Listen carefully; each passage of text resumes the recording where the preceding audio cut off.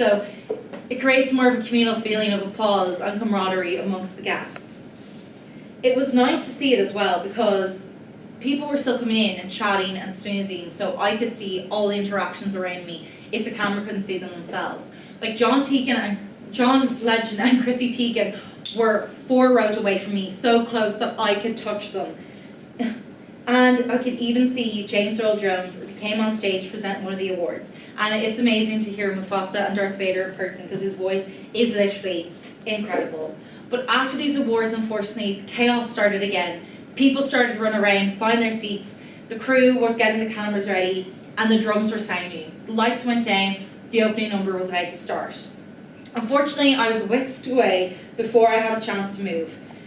But not until we stopped. I was sitting in another seat for the musical opening number. The coordinators were scrambling around me, but I could see that there was commotion ahead of me. Joe Biden and his wife Jill had arrived, the last few members and the last guests to take their seat, and people were fretting and trying to get pictures. Unfortunately, we're banned from getting our phones, so I have no physical photographic proof of this, but I did get to see them. And everybody does look incredibly flawless before this. Like, seeing them in person is a completely different interaction than seeing them on a screen. My glory time up the front was unfortunately over, and I was escorted back to the middle. The main rule between sitting beside people is never getting in the cameraman's way or guests' way. Unfortunately, I stood on a few toes and I grabbed a few people's hair, but I just, kind of brushed that off as a work incident or an accident because I was really just trying to do my best. I was going to be a ninja, moving stealthily from seat to seat wherever I was needed.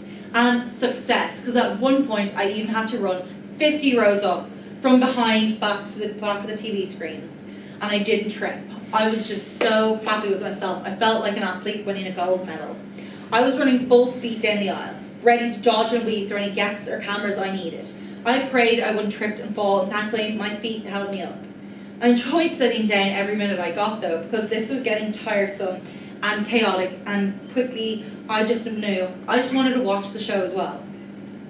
I was being shameless about it because I enjoyed every minute of everything I saw. I was fully invested in the show. I just wanted to document it all. But unfortunately again, because of the clause and if they knew I was doing the show, I don't have much photographic evidence. But I was just captivated by the performances and spectacles of it all. There was musical numbers from all the shows that year, and it was just great to see them, especially if I couldn't even see every show themselves. And I felt jealous because it reminded me of the physical limitations that my disability has on me. People always tell me they can't tell I'm different from just looking at me, and I always wonder if after I told them, well, do they start to look at me differently? Do you look at me differently? Like, who have I become from the moment I stepped on the stage till now? Am I bigger or smaller in your mind?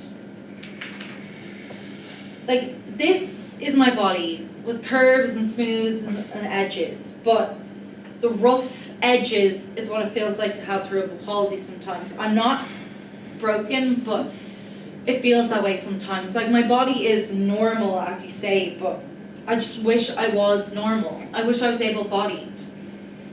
And I always wonder what would be different if I could use the right side of my body just like anyone else.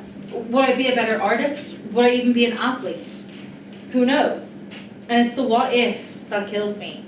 It's the what if, what if, what if, what if, what if, what if, what if, what if I was normal? And I know I'll never be a dancer or even in a Broadway musical because I could never compete the standard of these dancers. My physicality just doesn't stretch that far.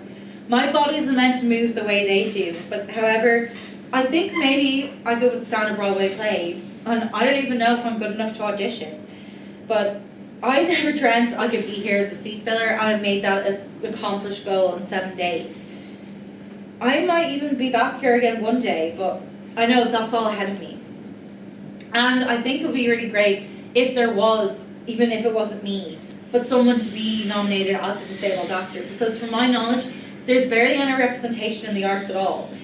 It's a fucking joke what you see on screen. Like, thanks to the few shows like ABC's Speechless and Netflix's Special, there's barely any true representation at all. And I just want to see it just for once. It would be nice not to see the same Hollywood actor struggle in a wheelchair and then be getting the Oscar anyway. It's not fair because there's no challenge after that film. They just get to hop up on the stage and get their award. And there are many people of colour and trans people getting their stories told and being represented, so why not me? Where do I fit in? My story is valid and I'm not just for Oscar bait. The arts belong to all of us, and I feel that my story could be told. And I also feel like whenever I hear the expression, bring something to the table, I have to bring it twice. Like if someone has to bring a box to the table, I have to bring 2 boxes, just to even be considered on the same level. The competition isn't always fair, but it's always harder. It's always stricter, and I just know I've got to beat it to even be considered to be in the same league as some people. I started realising this and examining my feelings towards this when I was 21 and I took research study of people living with hemiplegia.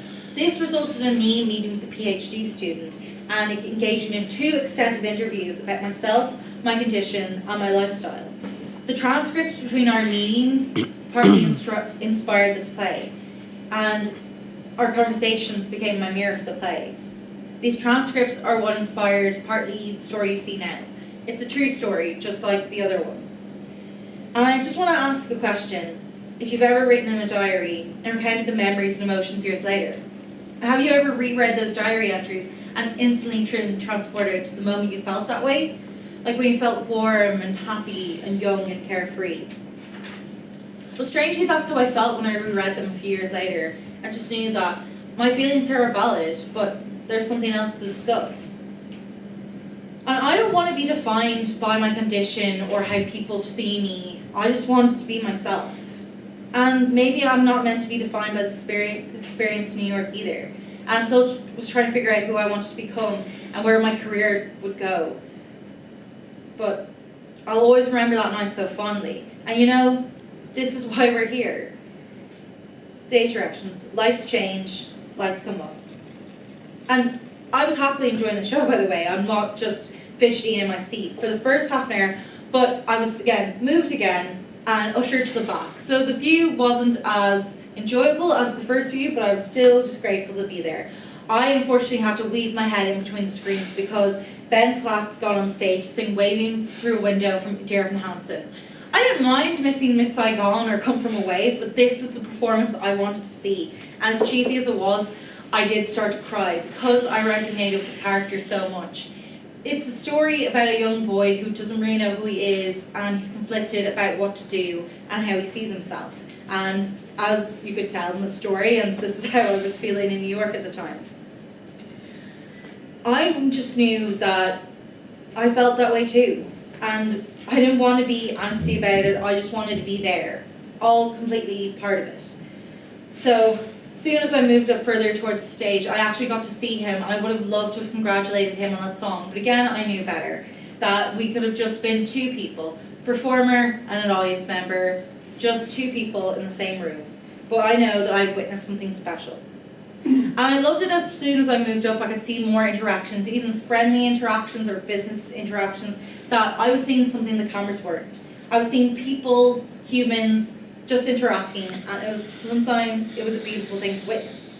And sometimes you also get wrapped up in these crazy things. Like before I knew it, I was in a dance number in the aisles because I was just on the aisle and they needed someone, which was great. But I knew that I had to keep going because running around and being in a seat was my main job. I was actually getting caps of steel. It was pretty great. And as I began to sat down once more, I was catching my breath, but I also knew it was time towards the end of the show. Thankfully, I had an unreal middle view stage of the seat, and I even got to witness Lin-Manuel Miranda come out and give the award for the best musical. And it was incredible to witness this and be part of huge roars of laughter and applause, even though I knew the show was ending, and soon my Cinderella moment would be over. The magic dust would leave my dress as soon as I stepped back inside that theatre. But I didn't want to go. I felt like I was finally part of something, even if people wouldn't know I was there. Even if you couldn't see me on TV, I knew I was there. I was finally there in the background. Stage directions, lights changed. And why can't we all just feel that way? Why can't we all just fit in? and then there'd be no exclusion. People would feel celebrated for their personalities, for their uniqueness. So that's what I want to do. In my one-woman show, I'm still much trying to find where I belong, but I know even if the road is longer and there's more twists and turns than expected, it's about the story and the journey. It's not about where you're going, but about how you'll get there. And I just know that even if I need to sit down and rest a bit more and change my shoes, I'll get there in the end. For I have to keep going. It is hard to keep going with a disability sometimes, all the physical limitations and restrictions, but I just know that if I don't keep going, what else is there? I've always wanted to keep going, even though if I can't walk heel toe, I'll just keep trudging along like usual. But it's hard to get the balance right between this. The balance between being truthful and being myself, between opening up and guarding myself. I've always put up a wall of protection in front of new people, and I keep trying to break it down. Because I don't want to be judged against or discriminated. I just want people to see me and not my disability. And there was much excitement because I knew people were seeing me for me that night at the theatre. People were too wrapped up in their own self-worth or their own busyness to even see what was going on in front of them. And for that I was kind of grateful because we could just leave the theatre all together as one group. And I was grateful for that. But I wanted to linger on. I didn't want the night to end. I was a fly on the wall between people taking their pictures with their awards or even on stage, and it was incredible. And I just knew that I could have just been witness this for one last time. As I was ushered out towards the exiting door, I caught a sight of a crowd trying to hustle Leslie Odom Jr. from Hamilton into more pictures and autographs before he was getting sworn. I said goodnight to my new friends instead of going to the after party because it was midnight and I was exhausted. After taking some more pictures with the posters outside, I knew it was time to leave. It was time to call it a night. So I said goodbye and I went to the subway. As I waited for my train home to New York, to Queens, I was still in shock of everything that had happened over the past few hours. As I boarded the subway, it was over. My Cinderella fantasy was finally over, and I was turning back into a pumpkin. But I reminisced about the night and everything that had happened. Like I truly felt like a princess. And then I knew that if I had survived that night, I could survive anything New York could throw at me. And I had a crazy notion that maybe I could be back here one day in New York, in a play, at the Tonys, like anything could happen. And I know that when I come back, I might not be the most feminine woman again, but I could be my own version of femininity. Because femininity will not define me as I let it in the past. I feel like I'm a new woman after tonight. And I feel like I couldn't do anything before, but I have more hope. It's been a long and tedious process, but I finally learned the simple things, and I'm always teaching myself how to improve and just improvise with my femininity. It's compromise for sure, but it gets easier every day. It's still a learning process, but I'm still figuring it out, and I'll get there one day. I'm still a work in progress. Stage direction. Subway horn sounds, and Zoe sits down. Lights down, end of play. Thank you.